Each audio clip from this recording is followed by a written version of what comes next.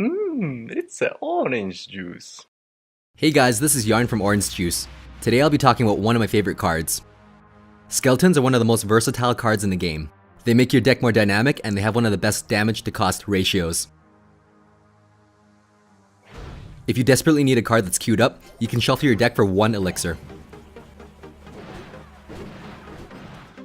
Though fragile, the skeletons will deal massive damage if accompanied with a tank. Since skeletons only cost 1 elixir, it's hard for your opponent to justify spending 3 elixir to arrow them. If you don't have splash or arrows available, you can use skeletons to tank a few shots and pull a crowd of minions upward. You can also pull half of them within range of your other tower. Just plant the skeleton slightly in the other lane, right as the minions are within aggro range.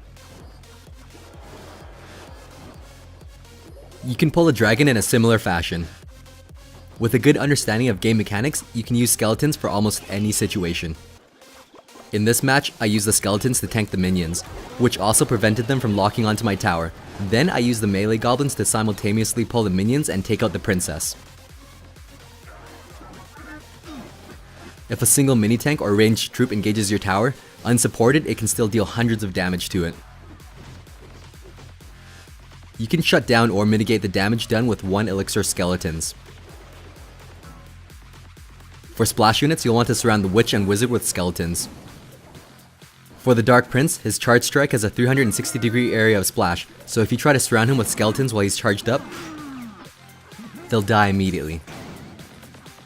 Here's a trick you can use to work around his charge strike splash. You let him hit your tower with his charge, then you're safe to plant the skeletons directly in front of the tower. This causes all 4 skeletons to push the Dark Prince backwards 1 tile. That creates enough distance to prevent him from splashing the tower while he's hitting the skeletons. If you try to surround him with all 4 corners, the 2 skeletons in the front aren't big enough to push him backwards. Notice how close he is to the building, that when he hits the skeleton, he also splashes the tower.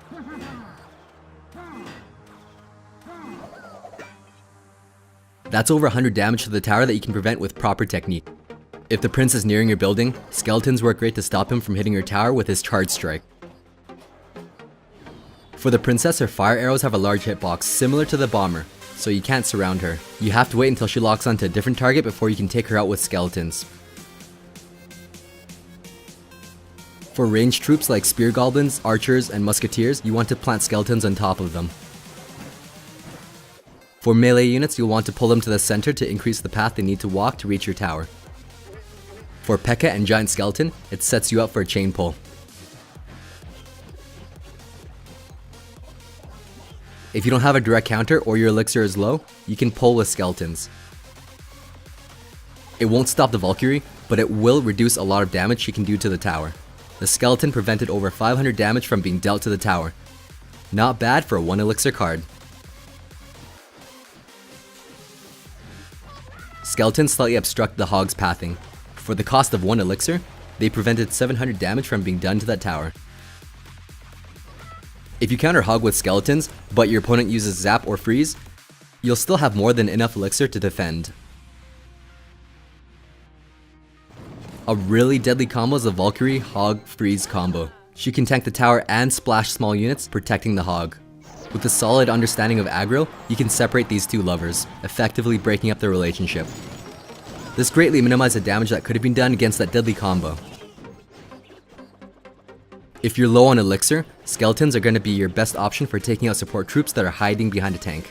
You'll want to wait until they've locked onto your tower, then you can place the skeletons behind the troops to take them out. You shouldn't place them in front of the troops since that'll push them out of range of the tower and cause them to retarget your skeletons. If you see a giant coming, one strategy is to pressure the other lane, forcing them to abandon their giant combo attack. If you notice they expend a lot of elixir to defend against your attack, skeletons alone can take care of the incoming giant in the other lane. Here's another scenario. My opponent overcommitted elixir on those barbarians, I had skeletons coming up, so I pushed the other lane and distracted the barbs with skeletons.